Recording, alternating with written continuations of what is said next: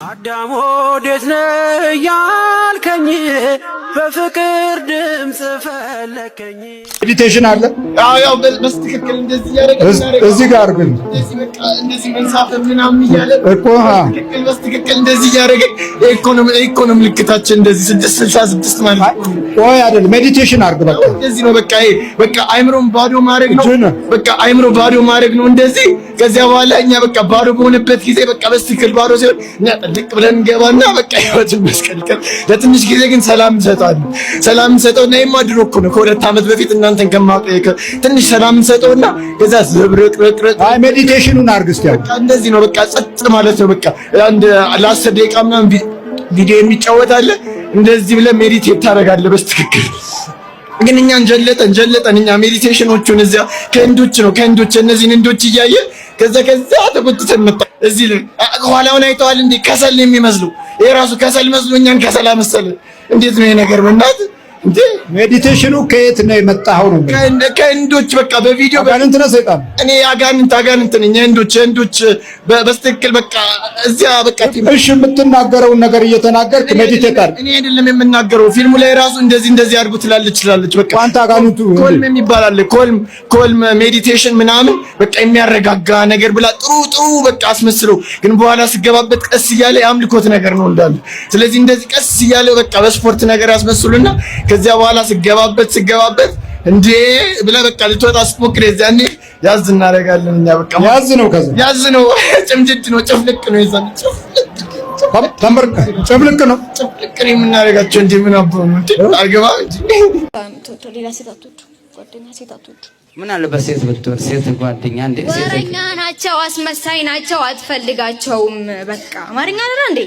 ሴት ጓደኛ ሲጀመር እንዳይኖራችሁ ሴት አያስፈልግም። ለምን? ጓደኛ ናት፣ ትመጣለች፣ ልብስ ትቀይራለች ምናምን። ኧረ እነሱማ የተለየ ነው። እኛ እኮ የምናየው የተለየ እኮ የተለየ። አዎ ፓንቱ ሁሉ እኮ ይቀያየራሉ። ይፍረድብኝ ፓንቱ ሁሉ። የእነሱ ፍቅር እኮ የትም የለም። የሴት ፍቅር የትም የለም። በቃ አንድ ይዋደድ። ከዛ ደግሞ ወይ በባል ይመጣል ወይ በፍቅረኛ ይመጣል። ትተዋትና ወይ ፓንቷን ወይ ልብሷን ወይ ጥሽ ማሰጃውን ይዛ ትሄድና አርጋ ትመጣለች። ታስደግምበታለች። ከዛችን ዋት ትነቅላለች። ምን ሆንሽብኝ እህቴ ትላለች። ደግሞ መልስ አረ በቃ እንደዚህ ናቸው። ለሰው ሞት አነሰው ነው ለሰው ሞት አነሰው። ኧረ እሱም ሲበዛበት ሲያንስበት ነው እንጂ ያንስበታል በጣም ለሰው ከመሬት በታች ራሱ ከአንገር ግራውንድ በታች ራሱ ሲያንስበት ነው ለሰው። አዎ ለምን? ኧረ አሁን በእናታችሁ ተው፣ ተቃጥለናል እኛ። ተው በቃ ዛሬ ቀኑ ራሱ እንዲያዙሮብናል። ተው። አይ ለምንድን ነው ለሰው ሞት ያነሰው ያልከው? በቃ ክፋቱ ነው፣ ስራው ነው። እህት በእህቷ ላይ ስራ ትሰራለች። ስንት አይነት ስራ አለ። መተት አለ፣ ድግምት አለ። በቃ በጣም ብዙ ነው።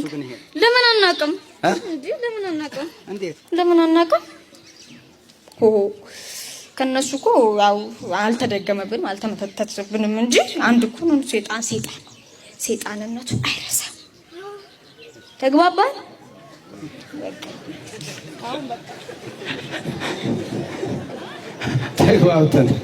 ተግባብተናል። ተመልሶላችኋል ጥያቄያችሁ። አሁን እኛን ደግሞ ሸዩንና እኛ የምንሄድበት አሁን ገነት ልላካችሁ። ይሄን ሁሉ አውርተን ምስጢር አውጥተን ይሄን ሁሉ አውርተን ለዛ ገነት ልሸኛችሁ። አይ አንጠልጥሎ ነው እዛ የሚወረወረን እሱ። ለእናንተ እኮ ነው ጸሎት አድርጉ ምን አድርጉ ጸልዩ የምትባሉት። አሁን 2018 ጥሩ መስሏችሁ እየጠበቃችሁ ነው። አዳሚ ታዩት የለ እኔ ምን አገባኝ። ኧረ በጣም ብዙ በጣም ደሳስ የሚል እንደው ምን ብዬ ልግለጽላችሁ? ቆነጃጅት በሉት ምን በሉት የምንሰራው ስራ እኮ ለየት ያለ። አሁን ጥሩ የሚመጣላችሁ መስሏችሁ ሰላም አድርጉ ምናምን የለም። ጸልዩ ጸሎት አድርጉ አለች አንድ ሰይጣን። እቺ ሙሙዬ የምትባል ነይ ጸሎት ግቢ ነይ ድርሳን አድርጊ ትላታለች። እየመጣች እሷንማ ደሟን ሰለጣ መሄዴ ነው እንደዚህ የሚያደርገኝ። ደም ትጠጣላችሁ? ለምን አልጠጣም? ደስ ነው የሚለኝ። ደስ ይላል። አዎ የከብት ነው የሰው? ለምን የሰው ከብቶቹ እንስሳቶቹ ምን አደረጉኝ? ሰውስ ምን አደረገ? ለሰው ደግሞ ልዘነላት እንዴ? ምን ነው? ኧረ በእናታችሁ ማዘን ያለበት ለሰው አይደል? ክርስቶስ ለሰው አይደል የተሰቀለው? እሱማ ለእናንተ ብሎ ነው ቢገባችሁ ግን አይገባችሁ። ስለዚህ እናንተ ስለማይገባችሁ እኔ ደግሞ አስተምራችኋለሁ በደንብ አድርጌ። ሰይጣንም ያውቃል ያምናል ይንቀጠቀጣል ግን የሚለው ሐዋርያው ጳውሎስ ሰይጣን ያምናል ይንቀጠቀጣል ግን በጎ ስራ መስራት አይወድም። ያምናል ከኛ የበለጠ ያምናል ከኛ የበለጠ ይንቀጠቀጣል። ስለዚህ ነው በጌታ በኢየሱስ ክርስቶስ ስም ሲባል የሰው ልጅ እንደው በመድኃኒዓለም ስም እባክህን እርቦኛል አታብላኝ ሲል ለዛ ዘራክ ምንድነው የሚነዘነዘኝ ብሎ ይሄዳል። ስለ ድንግል ማርያም ብለህ አብላኝ አጠጣኝ ሲለን ፊታችንን የምናዞርበት ሰዎች አለን አይደል? ስለ ድንግል ማርያም እንደው አቁም። ሰውና ሰው ሲደባደር እንደው በእግዚአብሔር ይያለው አትደብድብ ስንለው ይልቁኑ ይብስበታል። ሰይጣን ግን በጌታ በኢየሱስ ክርስቶስ የሰው ልጅ የሶስት ነገር ጦር ሜዳ ነው። አንደኛው የራሱ የስጋ ኑሮ ሌላ ውጊያ ነው። ሁለተኛው የመንፈስ የክፉ መንፈስ ውጊያ ሁለተኛው ነው። ሶስተኛው ከእግዚአብሔር መንፈስ የእግዚአብሔርን መንፈስ ለማግኘት የሚያደርጋቸው ሩጫዎች የኑሮውን ግማሽ ያህል ትግል የሚጠይቅ ነው እና ህይወታችን ጦር ሜዳ ነው። ዋናው ስጋዊ ፍልሚያ ውስጥ ከመግባት በፊት በየግል ህይወትህ ከእድልም ሆነ ከአኗኗርህ ጋር ከስነ ስብዕና ወይም ከስነ ህይወትህ ጋር የግድ ስትዋጋ ትኖራለህ። አሁን እኛ ውጊያችን የመንፈሱን ዓለምና የእግዚአብሔርን ጉዳይ ትተን በስጋ ጦርነት ውስጥ ነው የምንገኘው። አካውንቱ ላይ ምንም ነገር እንደሌለ ነው የተነገረው። ቤተሰቦቹም የእሱ ቤተሰቦችም ምንም ነገር እነሱ ጋር ገንዘብ እንደሌለ ነው የነገሯት። እናንተ ጋር የተቀመጠ ነገር ካለ ብላ ጠይቃ እና አለፈ ጊዜው ብቻዋን መኖር ጀመረች። ጠንቋይ ቤት የመሄድ ልምድ አላት ብያቸዋለሁ።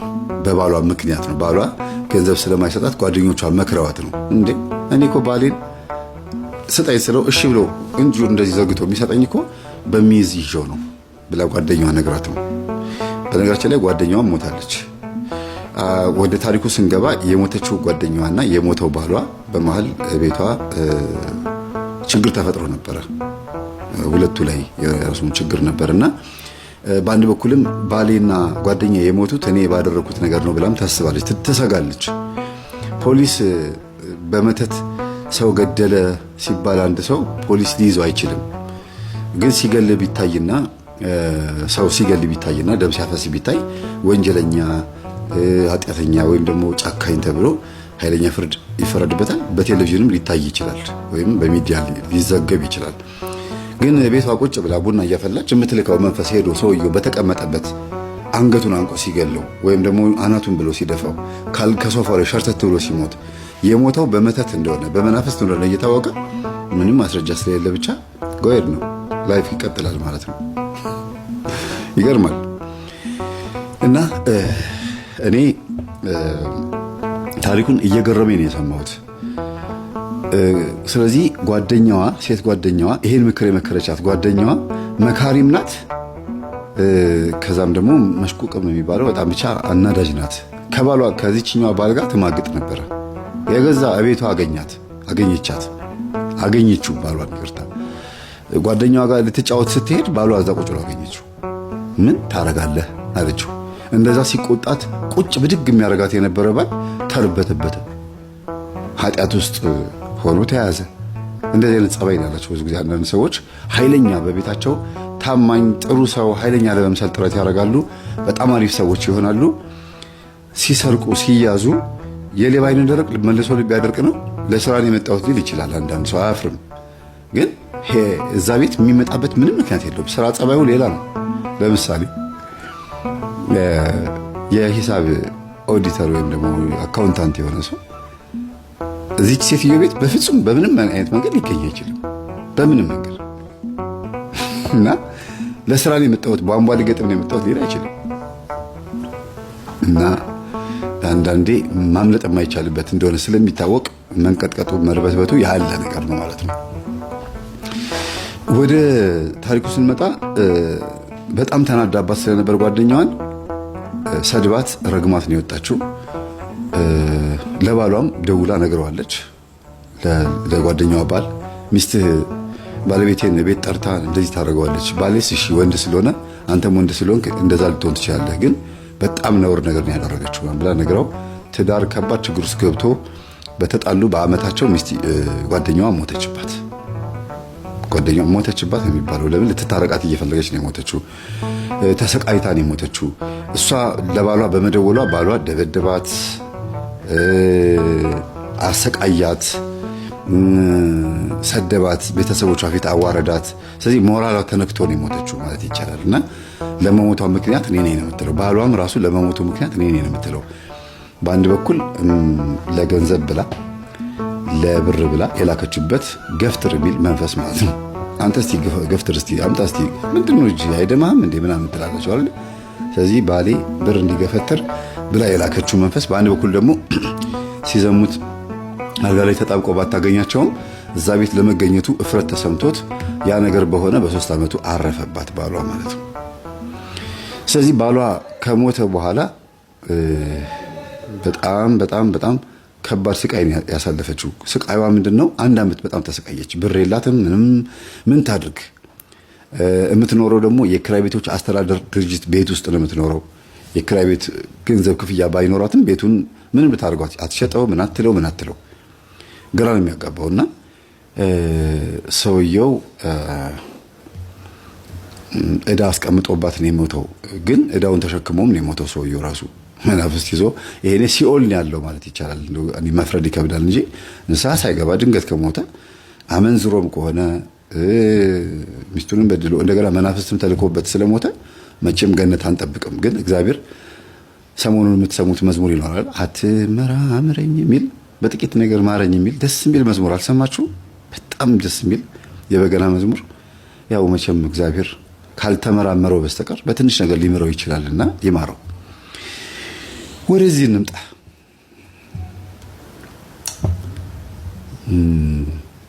ሱቅ ከፈተች። አጥሯን ነድላ ከፍታ ቀዳ ሱቅ ከፈተች። እንደለመደባት ያ ባሌ ብር እንዲሰጠኝ አድርግ ብላ የሄደችበት ደብተራና ጠንቋይ መጥቶ እንደለመደበት የሱቁ በር ላይ ድግም ተቀበረላት። ቀድሜ የምነግራችሁ ምን ሊሆን እንደሚችል ስለምታውቁ ኤክስፒሪያንስ ስላላችሁ መናገሩ ነው የሚሻለው ብዬ ነው። ምንም ሰስፔንስ አላደርጋችሁም። የገበያ ድግምት ነው የሚደግምላት። እኔ አሁን ብዙ ሰዎች እየመጡ ይገዛሉ ምናምን ብዬ ብላችሁ ገበያ ድግምት አድርጋ ነው የምትሉት። ስለዚህ ፕሮሰሱን መናገር ነው የሚሻለኝ። ሌሊት መጥተው 10 ሰዓት ላይ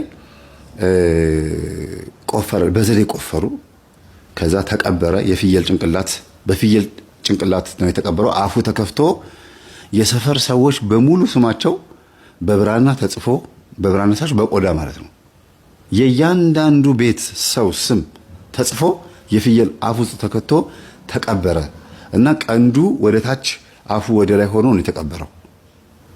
እና ሲቀበር እንዴት እንደተቀበረ ራሱ ስላየች የምትመሰክረው ምስክርነት እንደዛ ነውና ከዛ አፈር ተሞላ፣ ተደፈነ። አውሃር ከፈከፈችበት እዛ ቦታ ላይ ምንም እንዳያስታውቅ አድርጋ ምልክት አስቀመጠች ማለት ነው። የሆነ ነገር ሰው መጥቶ እሱን ድንጋይ ረግጦ ነው ሱቋ ላይ እንጣጥ ብሎ የሚወጣው። መሬት ነው ኖርማል ነው፣ ግን ድንጋይ የተደረገው እንደተቆፈረ እንዳይታወቅ ነው። ያቺ ድንጋይ እዛ ቦታ ላይ ተቀምጣ 12 ዓመት እዛ ቦታ ላይ ተቀምጣ ሱቋም 12 ዓመት ሰራ።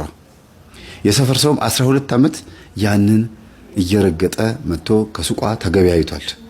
ለምንድን ነው መተት ያደረገችው? ከጎኗ 2 ሱቆች አሉ። ሱቅ መክፈትም የፈለገችው እነሱን አይታ ነው። ሱቅ መክፈት የፈለገችውም የእነሱን ገበያ መጣበብ በሰልፍ እንዴት ሰው እንደሚገዛ አይታ ነው። ልክ እነሱ እንደከፈቱት ከፍታለች። እነሱ የገዙትን ዕቃ ገዝታለች። እነሱ የሰሩትን የሱቅ መጠን ካሬ ሜትሩን ጭምር እኩል ነው ያደረገችው። ይሄን ደብተራው አዟት ነው እንደነሱ ነው አድርጌ የተባለችው። እንግዲህ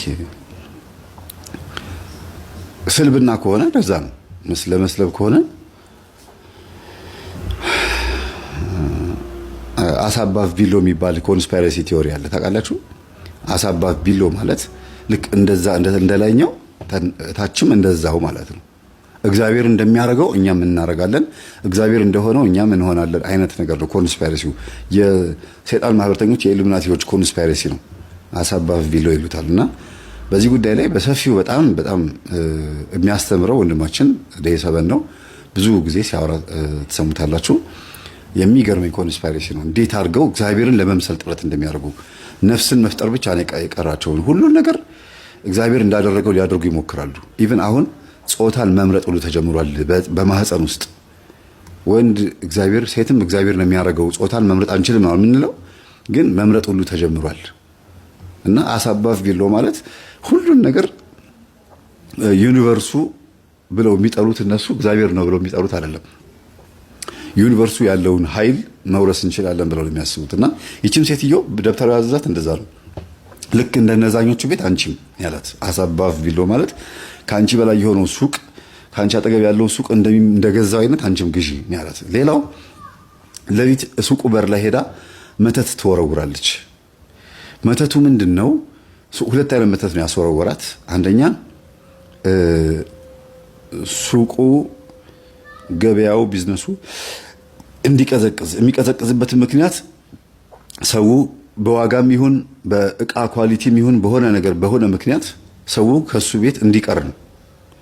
ሁለተኛው ደግሞ ስልብናው መስረቅ ነው አይደለም። እንግዲህ ከስተመሮቹን ወደ እሷ ለማምጣት ሌሊት ወጣ ከሌሊቱ 9 ሰዓት ላይ በአመዳማ አህያ ጭንቅላቱ ላይ እዚህ አንገቱ ላይ ምልክት ያለበት ተብሎ የሆነ የሚጠራ አህዮች አንድ አይነት አይደሉም። በርግጥ አብዛኛው አንድ አይነት ነው፣ ግን የሚለዩ አህዮች አሉ።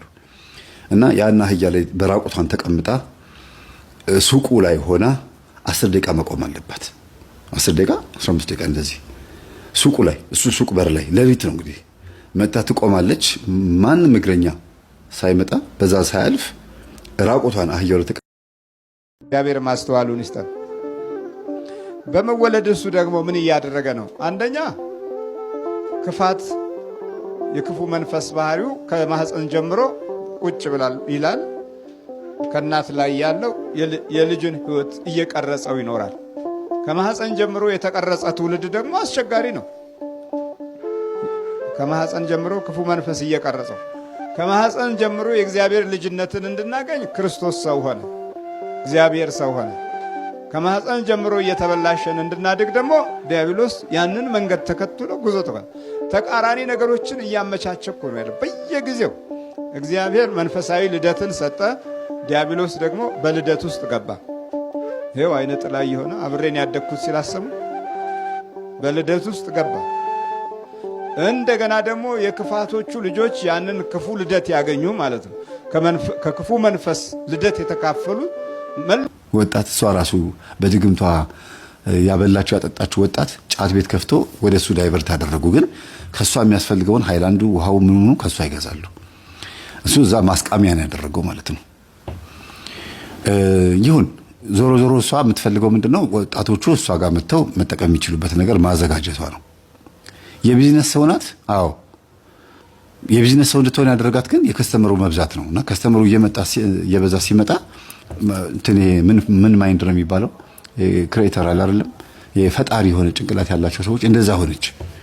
ደብተራውም ከሷ ጋር ይሻረካል፣ ይመጣል፣ ከሷ ጋር በዝሙት ይወድቃል፣ ይሄዳል። እና ከልጆቿ መካከል አንድ ልጅ ደግሞ የደብተራው ልጅ አለ፣ ወልዳለች።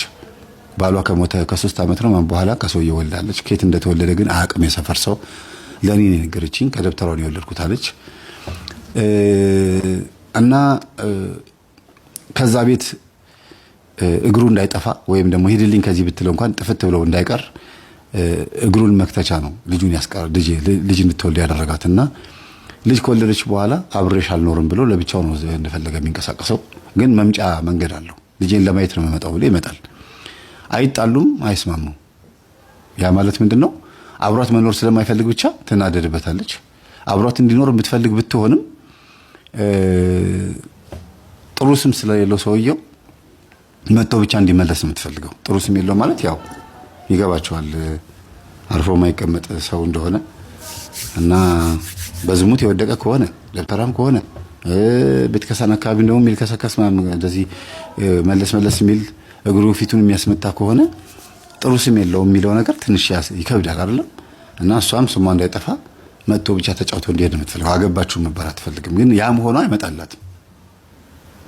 በመስተፋቅሩ ግን ይዟታል። በመስተፋቅሩ አደንዝዞ ይዟታልና ከ12 ዓመት በኋላ ልጆቹ አደጉ። አንደኛው ልጇ ሰንበት ተማሪ ነው። እዚህ ጋር ነው ታሪኩ የሚጀምረው። እንግዲህ ወደኛ ትምህርት የሚመጣው እዚህ ጋር ነው። ሰንበት ተማሪ ነው። ሰንበት ተማሪ መሆን ብቻ ሳይሆን የመላከ መንክራት የመምህር ግርማ ወንድሙ የሰፈር ጎረቤታቸው የመምህር ግርማ የሰፈር ጎረቤታቸው ያለ ልጅ ከዚህ ከልጇ ጋር ትምህርት ቤት አንድ ናቸው እና አንዳንድ ጊዜ ሲጫወቱ መምህር ግርማ ስማቸውን ያነሳል። እንደዚህ ሆኖ ማም ያለ ይነግረዋልና እኛ ሰፈር እኮ ናቸው፣ ከጎረቤታችን ናቸው፣ የኛ ቤት አጠገብ ነው ቤታቸው ምናም ያለ ይነግረዋል ልጁ። እና የሚነግረው ነገር ግን በጣም ለየት ያለ ነገር ነው።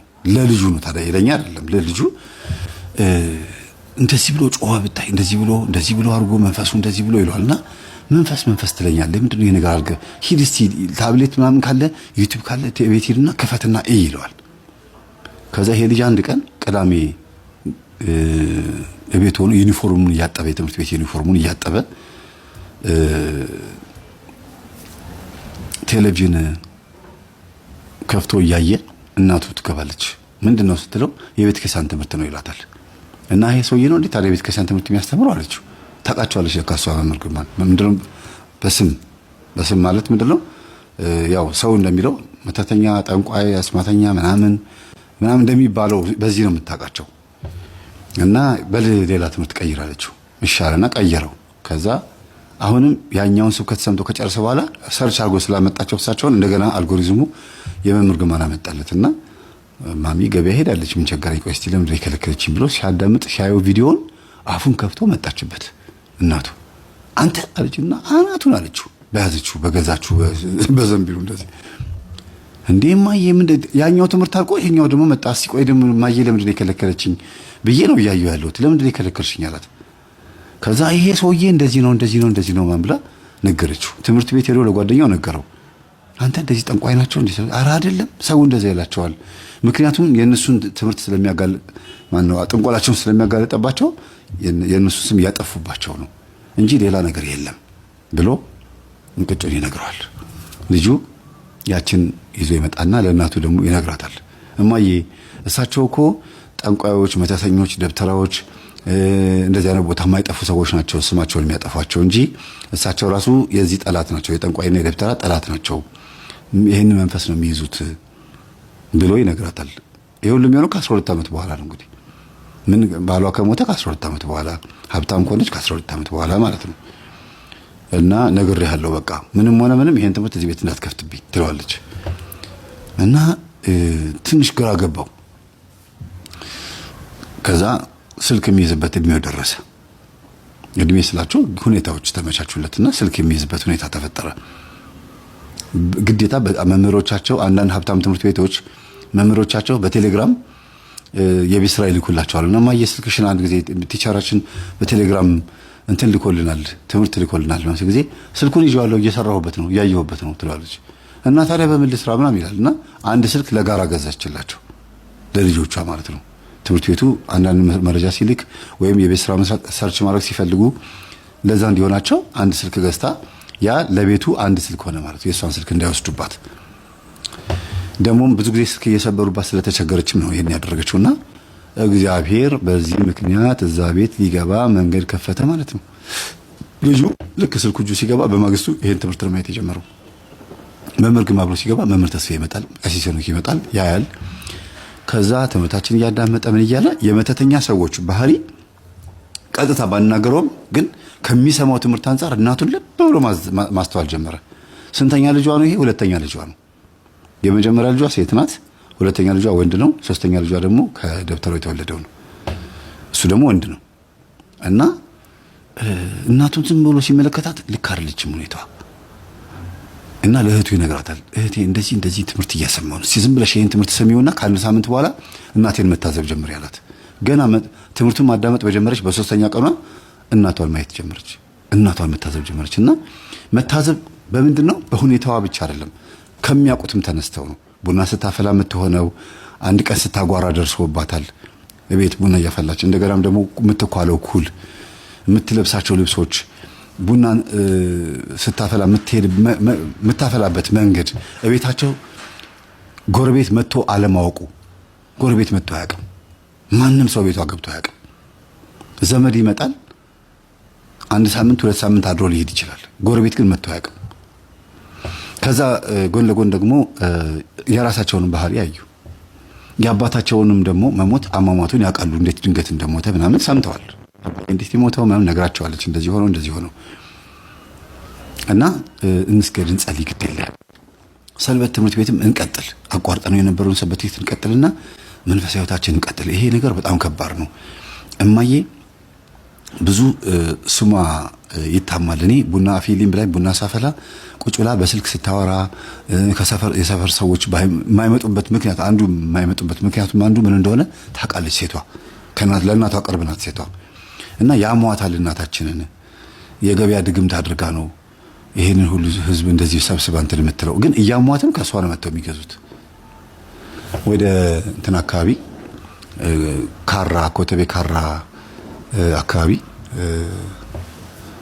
ቄራ ታቆታላችሁ፣ የከብቶች ማረጃ። በሱ መስመር ወደ አርሴማ መውጫ ጋር ወደ ላይ ወደ ኤችኤች የሚባል ሰፈር አለ። ምናልባት ይሄን ትምህርት እየሰማችሁ ያላችሁ ሰዎች ኤችኤች የሚባል ሰፈር አንድ ጠንቋይ ትልቅ ቦታ ዳገት ቦታ ላይ ጠንቋይ ቤት ሰርቷል እና ብዙ ሀብታሞች እዛ ቦታ ላይ እየሄዱ ይካድማሉም ከአብረውት በቃ መፍትሄ ይፈልጋሉ። እና የሚገርማችሁ ጠንቋይ መሆኑን ያውቃሉ የሰፈር ሰዎች። ገብተውም ፓርቲሲፔት አድርገው ወይም ተሳትፈው ሊሆን ይችላል። ግን ዳቦ ቤት ከፍተው እንኳን ሰው ከዛ ከሱቁ ዳቦ ይገዛል። ጠንቋይ መሆኑ ይታወቃል። ምን አድርጎ እንደሚሸጠው እንኳን አይታወቅም። ግልጽ አድርጌ የምናገረው ሰው እንዲጠነቀቅ ነው። ከእንደዚህ አይነት ሰዎች እንደሚጠነቁሉ ሟርት እንደሚጠሩ ደብተራ እንደሆኑ እየታወቀ የሆነ ሱቅ ሲከፍቱ ከነሱ ሄደው ይገዛሉ። እያወቁ እኮ ነው። ይሄ ለመያዛችሁ ምልክቱ ይሄ ነው። እያወቃችሁ ሄዳችሁ የምትገዙ ከሆነ አቃቂ በተለይ እንትን እየተፈላሰፋችሁ ኧረ እኔ ላይ ኃይል የለውም ስልጣን የለውም እኔ ላይ ምናምን አይነካኝም ምናምን እያላችሁ ሄዳችሁ የምትገዙ ከሆነ ለመያዛችሁ ምልክቱ እንዲያውም እሱ ነው። አንድ ነገር ስትሰሙ ከሆነ ቦታ ላይ መሸሽ ነው። ሌላ ቦታ መግዛት ይሻላል። ትንሽ የተወሰነ መንገድ ርቀት ሄዶ የእግር መንገድ ተጉዞ ሄዶ ዳቦ ገዝቶ መምጣት ይሻላል። ለአጭር መንገድና ለረጅም መንገድ ተብሎ እዛ ድረስ ከመሄድ ተብሎ የመንፈስ መጠቂያ ከምትሆኑ ማለት ነው። እና እንዲህም አድርገው ሱቅ ምናምን የሚከፍቱ ዳቦ ቤት የሚከፍቱ የሆነ ነገር የሚከፍቱ ሰዎች አሉ። ተጠንቀቁ ከእንደዚህ አይነት ሰዎች ማለት ነው። ሲከፍቱት እነሱ ያንን እቃው እንዲሸጥላቸው የሚያረጉት ነገር ስላለ እናንተ የሰፈር ሰው በሙሉ የዛ ቤት ደንበኛ እንዲሆን የማይሰራ ጉድ የለም። እና ልጆቹ የእናታቸውን ባህሪ ያውቃሉ። በደንብ ነው የገባቸው። እናታቸው ምንድን አዳም ወዴት ነህ ያልከኝ በፍቅር ድምፅ ፈለከኝ አልብሰኝ ነጩን ልብስ እወድሃለሁ ኢየሱስ አከብረሃለሁ ክርስቶስ